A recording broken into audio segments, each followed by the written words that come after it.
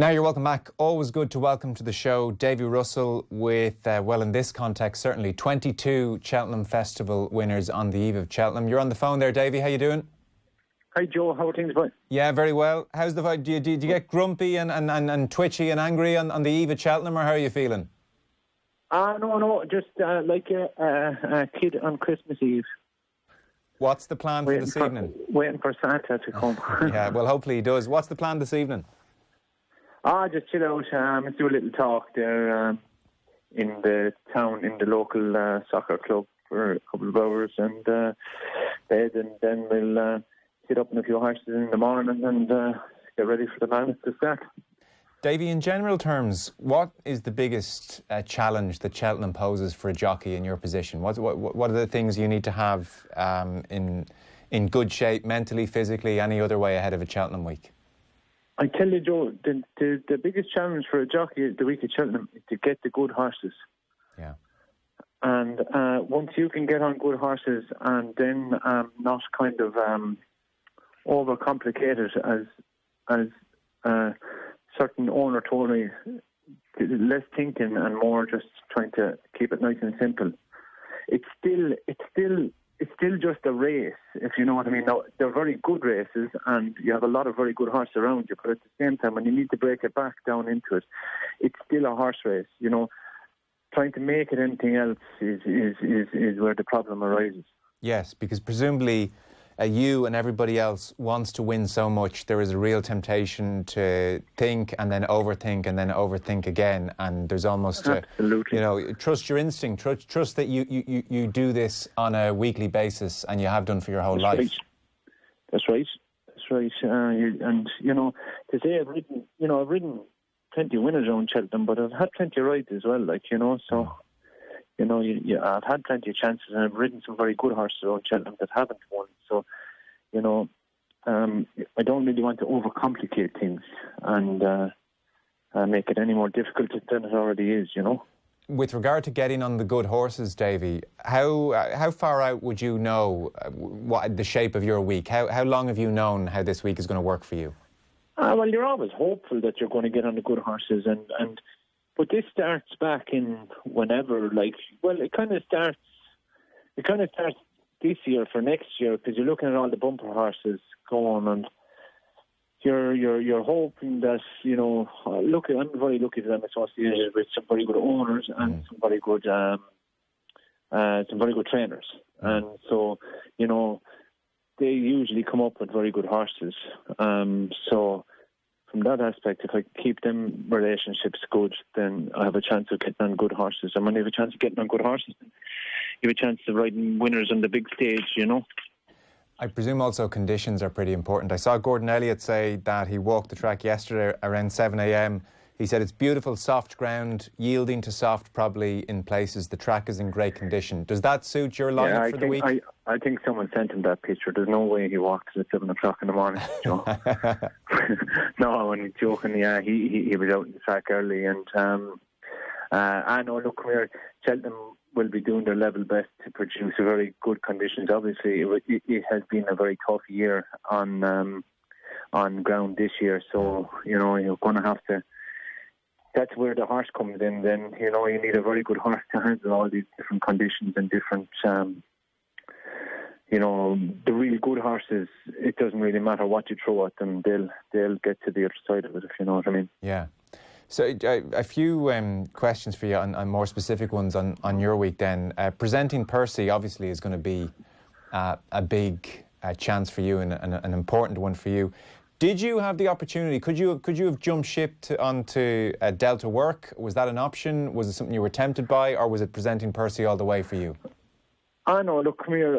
I've had a good relationship with Philip Reynolds and Presenting Percy all along, and it's just unfortunate that Delta Work and himself clashed. So, it's always, the next door neighbour's garden is always nicer in the summertime, but, it's just different times of the year, different things happen, but I'm hopeful that my horse still retains all its ability, and there's only a bad jump between them all, you know what I mean?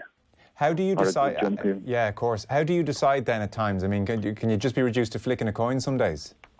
Yeah, pretty much. I think I had a choice of two horses there Wednesday, and I left it to the lads to which one they put me up. And sometimes people think that there's all this big thing going on in the background that Davy Russell or Gordon Elliott or someone else fancies this horse more than another. And really, the truth of it is, it could be just as much as flipping a coin. Like, there's just two in that novice handicap there on Wednesday, and I don't know which one is the better one. I don't really know. I don't have the answer for that. And some people pin their hopes on that, or pin what the horse they're going to back, but really that's not always the case. How is Tiger Roll feeling? Well, I don't ride Tiger Roll this week now. Keith rides them. So right. Why is that, Davey? I would have thought you would have. No, I do. I ride him. Well, hopefully I ride him in the Grand National. He needs to qualify first, but Keith has always ridden him in the cross-country races, right. And Lisa rode him when it was an amateur race, and I was just lucky enough to get on him in the Grand National. So that's the way that's the way. Like, Keith works very hard during the year, and kind of his reward for that is he gets the opportunity to ride the festival winner on Tiger Roll. So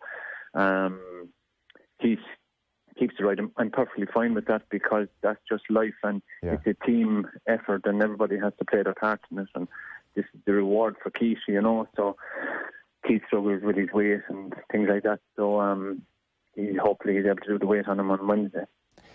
I read a line from you. You were talking about the Queen Mother, and you said it was extremely high quality. The 2020 festival generally across the 4 days, how high in quality is it this year, Davy? I think we're really boxing above our weight, really, as in Ireland. I think the quality of horse that we have is second to none, and I think it's showing on the horses that we look like that we're sending to England this year for the festival this year is pretty high. I think all three novice hurdle grades, from the 2 mile, the 2.5 and the 3 mile, are very, very strong. The novice chasers, again, I think, the 3 mile novice chase is an exceptional race this year, with Allaho and Manila Indo from Ireland, and then Champ from England. And the 2.5 mile races, which is usually kind of a second tier race at times, but this year it looks like it's a really good race, because Faheen is the leading Irish hope, which looks like Sam Crow from Gordon's, and then the English have some very, very good horses in that sphere as well. So really, all told, the whole way through, the Gold Cup has strength and depth with that we haven't seen in quite a number of years. The Champion Hurdle is probably the most open, but then there's 17 runners in it. I've never seen 17. Well, I don't know, probably one, but I never noticed 17 runners in a Champion Hurdle, which makes it extra competitive. It may not be the strongest in form, but whatever will win it will be a worthy Champion Hurdler, And for you personally, Davy, what would constitute a good week? Well, not leaving anything behind. I just really, I just like the likes of Corsa Bleem last year. He was second in the Triumph Hurdle. I literally couldn't do anything else about it. I think if I ran the race 10 times, he'd have finished second. The RSA may be a little bit different. I would have loved to have another go at that with the likes of Delta Work. I felt maybe that he could have won an RSA last year. I came out of there with no winner last year. It's a lonely enough place to be now, not riding a winner at a festival meeting. I'm one of the leading riders in the country. Like, just by numbers-wise, I'm not saying anything by anything else. There's some very good riders out there, but number-wise, I'm one of the leading riders in Ireland, and that means that you need to ride winners at the festival. So coming out of there without a winner is not a good week for me. But if I can't do anything about that, then, well, if I ride to the max of my ability, then that's just life. You just don't ride a winner. That's it. There's the rest of them are better, but I'd hate to think that some of the horses I'm riding this week, that I'd love to try and get one of them over the line in front anyway, at least. And a last one, because I know you're busy and your hands full there and you're on the move. I'm not that busy. I'm busier when I'm at home with 5 kids. Well, that's what I was kind of going to ask. For a week like this, where do you stay? Who are you staying with? Are you in a hotel room on your own, or do you go for a house, or what? Do the family come over?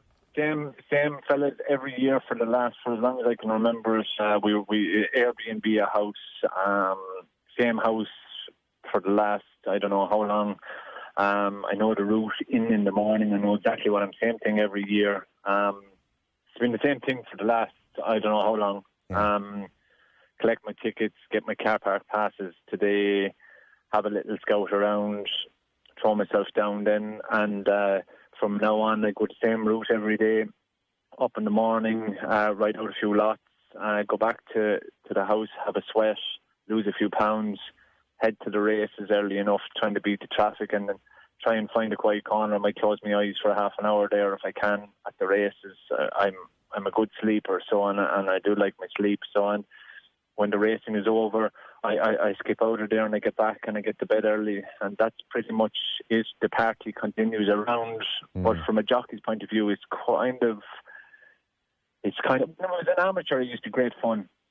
And we used to go downtown because you weren't riding every day, and you only probably had one ride at the meeting. But from a professional point of view, that day is gone. Yes, I presume so. So you get paid enough, so you need to produce the goods. And you're staying, have no excuses anyway. You're staying with fellow pros, are you? No. A couple of lads there that buying that pinhoo horses that are knowledgeable fellas to the game, and they know when to leave me alone, and they know when to say something smart. You know what I mean? All right, good. Okay, so you have to tell them to be quiet coming in at 2 a.m. Is that how that works? No, they kind of they don't bother me, and I tell you, it should take more than a fella coming in at 2 a.m. to wake me. I'm a good sleeper. It's more like an atomic bomb would need to go off. Yeah. Well, good man. Well, listen, I hope you sleep well this week. I hope it all goes your way. We'll be watching, and the very best of luck. Thanks so much for making time on the eve. I know it's a busy time, so appreciate it. Best of luck. No, I'd love talking about horses, to be honest.